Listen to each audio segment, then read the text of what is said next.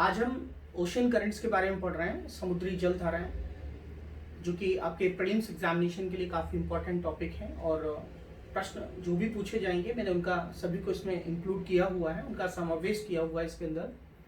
तो समुद्री जल धाराएं क्या होती हैं? समुद्र जो पृथ्वी है उसके अंदर समुद्र का जो जल होता है वो एक फ्लो में बहता है, एक नदी की तरह बहता है समुद्र के अंदर, तो उसे हम समुद्री जल धाराएं कहते हैं। और ये जो है एक डायरेक्शनल होता है, हम उसको प्रेडिक्ट कर सकते हैं कि पानी किस डायरेक्शन में जाएगा। और साथ ही साथ जो है इनके पीछे बहुत सारे फैक्टर्स होते हैं ओशन करंट्स के पीछे, जिनको हम डिस्कस करेंगे। तो हम जान लेते हैं कि कौन कौन से प्रश्न आपसे प्रारंभिक परीक्षा में पूछे जाएंगे।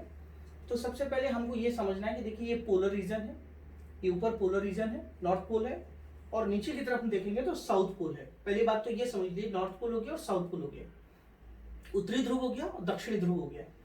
तो देखिए समुद्र का जो पानी है, जो ओशन करंट्स हैं, ये आपको ब्लू कलर में दिख रहे होंगे, ठीक है। तो ऊपर की तरफ से आने वाली जितनी भी धाराएं, आप ये समझ लीजिए कि ऊपर की तरफ से जितनी भी धाराएं हैं, जितने भी ओशन करंट्स आ रहे हैं, वो सब कोल्ड वाटर है, कोल्ड वाटर करंट है। तो आपसे यूपीएससी एग्जामिनेशन में ये पूछा जाता है कि कोल्ड जो है करंट्स कौन कौन सी हैं। तो देखिए यहाँ पे आपको दिख रहा है लैब्राडोर करंट है, ये देखिए आप, लैब्राडोर करंट है। ये लैब्राडोर करंट जो है, ये अगर आप देखेंगे तो ग्रीनलैंड और ग्रीनलैंड के साथ जो बैफिन आइलैंड है जो कनाडा में है, इन दोनों के बीच में। तो प्रश्न पूछा जाता है कि लैब्राडोर करंट किन किन के बीच में है, तो ग्रीनलैंड और बैफिन आइलैंड्स कनाडा में है। ये प्रश्न काफी इंपॉर्टेंट है, तो आप ध्यान रखिएगा। लैब्राडोर करंट कैसी करंट है? लैब्राडोर करंट जो है कोल्ड करंट है, जो ऊपर की तरफ से आ रही है, क्योंकि पोल से आ रही है। तो पोल से आने वाली जितनी भी करंट्स हैं, क्योंकि पोल में ठंडा रीजन है, ठीक है, तो वहां से आने वाली जितनी भी करंट्स हैं सब ठंडी होंगी। तो ये लैब्राडोर करंट हो गई। ये जो करंट है इसको बोलते हैं हम ईस्ट ग्रीनलैंड करंट, ठीक है। यहाँ दो करंट हो गई। उसके बाद यहाँ पे करंट आप देखेंगे तो ये जो है ओयोशियो की करंट है। ये देखिए ये ब्लू करंट है, राइट, ऊपर से आने वाली जो है ये करंट जो है ओयोशियो की करंट है। यहाँ पे आप देखेंगे तो ओ कोष्टक जो है ये करंट है। ये सब यहाँ पे करंट हैं। ये दोनों जो करंट है समुद्री जलधाराएं हैं, ये नीली है, नीली दिख रही है नीले कलर में, इसका मतलब ये हमने नीले कलर में ड्रॉ किया है, इसका मतलब ये कोल्ड करंट है। तो ऊपर आप देखिए सारी जो करंट्स हैं ये कोल्ड करंट है। एक लैब्राडोर हो गया, ईस्ट ग्रीनलैंड हो गया, उसके बाद फिर देखेंगे ओखोस्टक हो गया, उसके बाद फिर ओयोसियो की करंट हो गई। तो एक सब करंट आ रहे हैं, ठंडी करंट। यहाँ पे एक करंट है जिसका नाम है कैलिफोर्निया करंट। तो देखिए ये भी कैलिफोर्निया करंट जो है कोल्ड करंट है।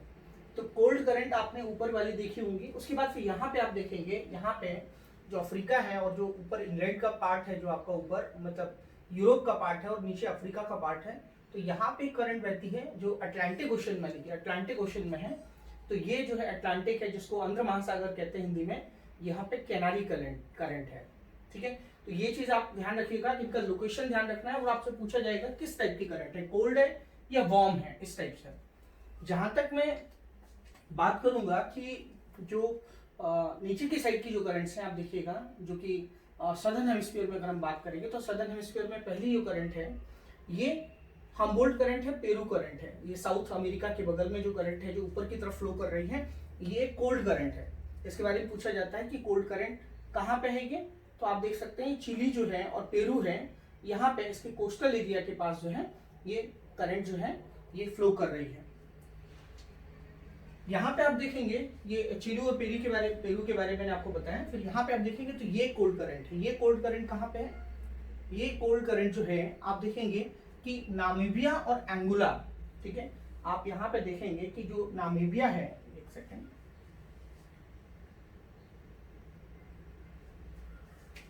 तो ये यहाँ पे हम लिख सकते हैं चिली और पेरू।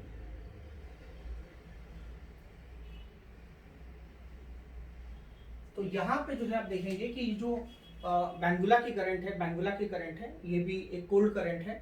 तो इस तरीके से ये जो है फ्लो कर रही है, आप देखिए इस तरीके से। तो ये जो करंट है इसे हम बैंगुला करंट कहते हैं। ये कहाँ पे? नामीबिया और एंगोला, एंगोला जो है और नामीबिया है, यहाँ पे ये कोस्टल रीजन में जो है ये इस तरीके से समुद्र में ऊपर की तरफ बह रही है, जिसे हम कोल्ड करंट कहते हैं, बैंगुला की करंट। उसके बाद यहाँ पे आप वेस्टर्न ऑस्ट्रेलिया करंट देख सकते हैं। ये करंट जो है वेस्टर्न ऑस्ट्रेलिया करंट है, जो कि ऊपर की तरफ में बह रही है। तो ये भी कोल्ड करंट है।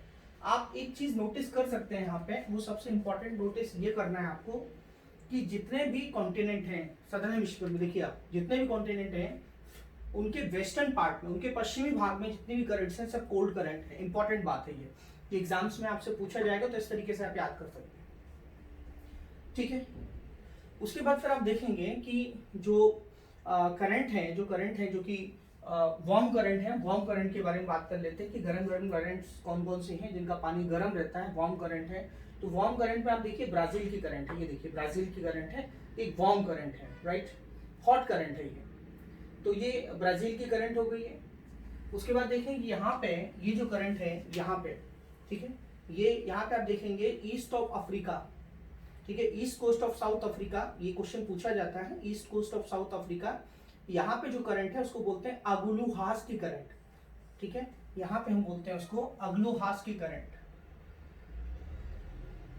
अगलुहास करंट। कहाँ पे अगलुहास?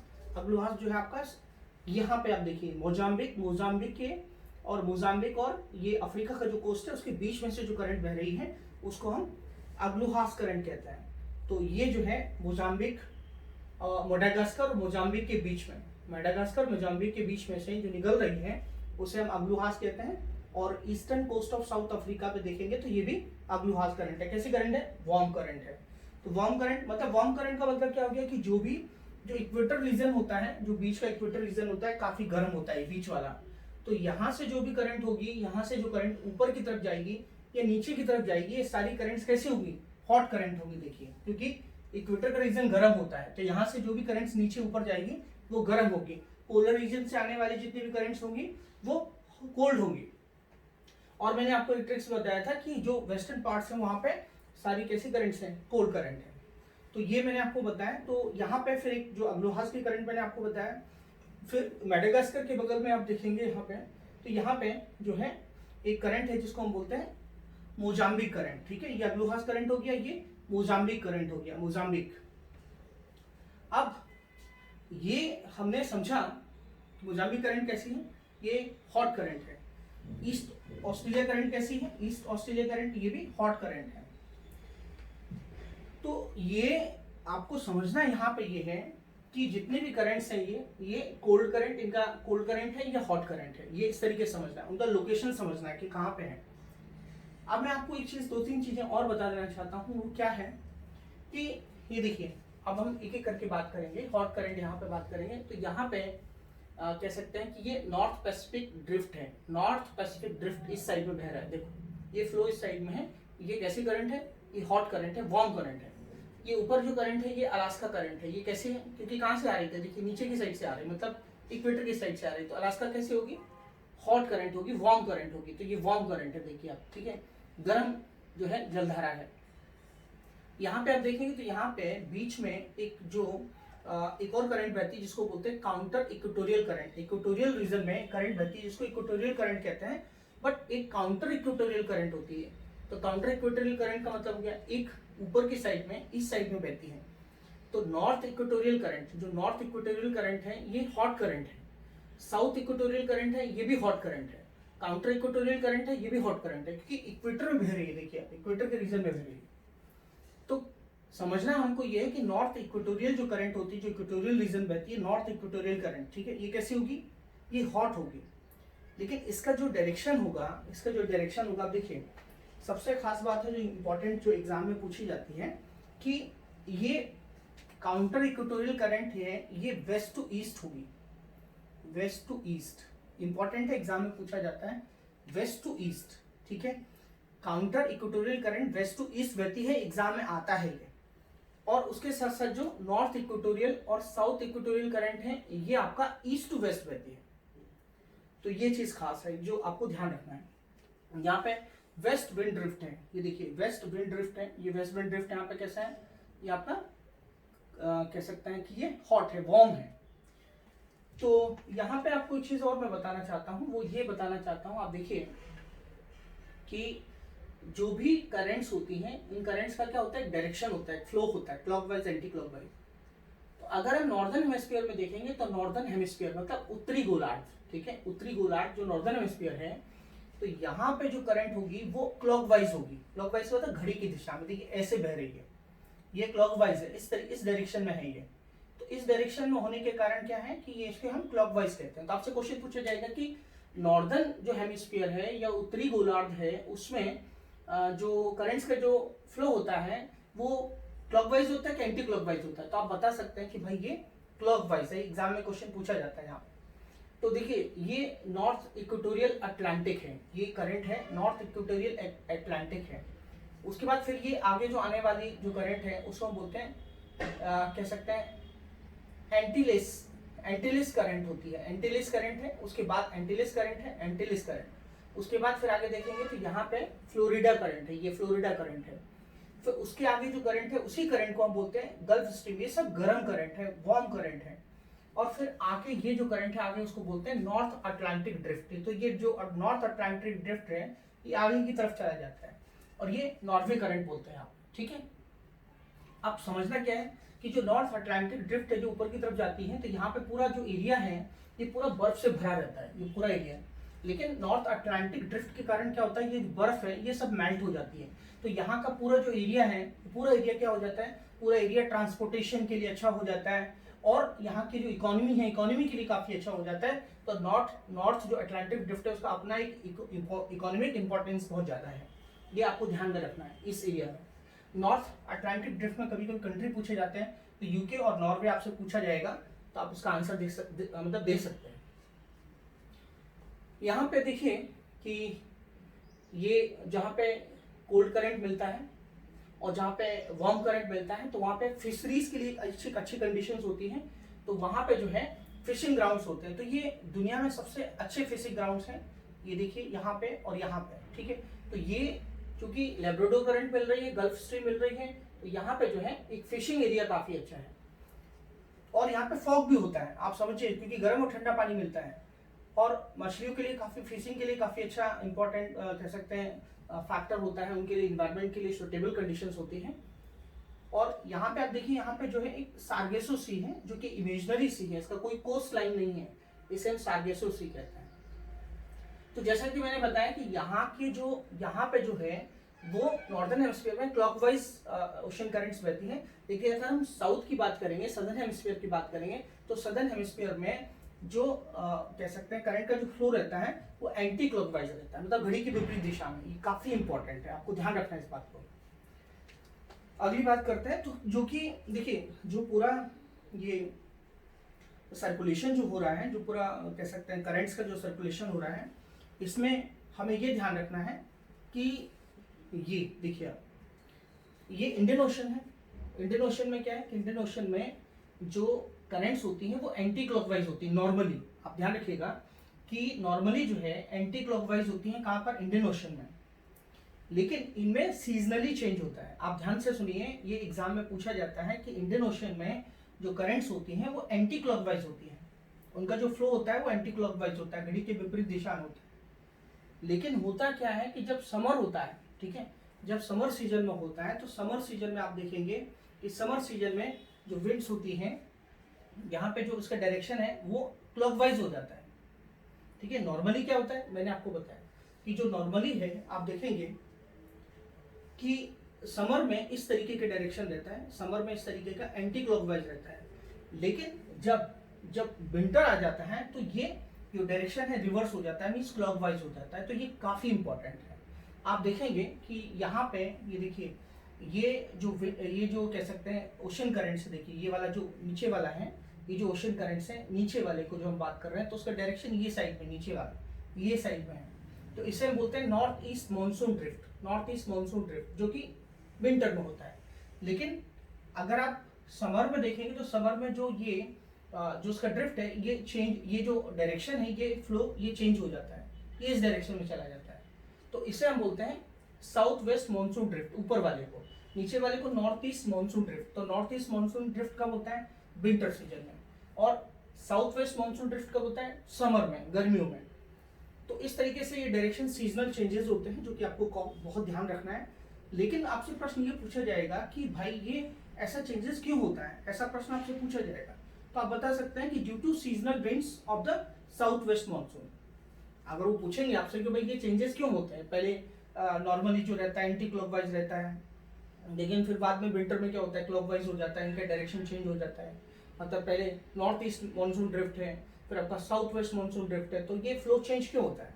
तो आप उनको आंसर दे सकते हैं कि जो रिवर्स डायरेक्शन है due to seasonal winds of the south west monsoon, due to आप बता सकते हैं कि due to seasonal winds of south west monsoon, जो कह सकते हैं कि साउथ वेस्ट मानसून है, या फिर आप ऐसे भी बता सकते हैं कि Indian ocean has monsoon drift. ये सबसे बेस्ट आंसर है।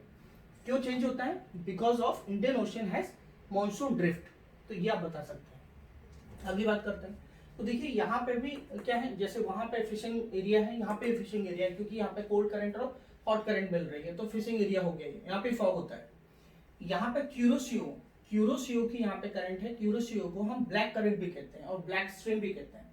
ये कोरल्स के लिए बहुत इंपॉर्टेंट है, जापान की कोरल्स के लिए, और जापान का जो टेम्परेचर है उसको भी रेगुलेट करती है।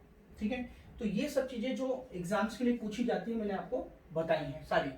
अब यहाँ पे और चीज इंपॉर्टेंट बताता हूँ कि अब एक क्वेश्चन आपसे ये पूछा जाएगा कि जो वेस्ट विंड ड्रिफ्ट है, ये देखिए आप देख रहे हैं नीचे वेस्ट विंड ड्रिफ्ट है, तो वेस्ट विंड ड्रिफ्ट किस डायरेक्शन बह रही है? इस डायरेक्शन बह रही है, आगे की तरफ, मतलब west to east. UPSC exam में क्वेश्चन पूछा जाएगा कि वेस्ट टू ईस्ट जो ड्रिफ्ट है वो कौन सा है? तो west wind drift, west to east.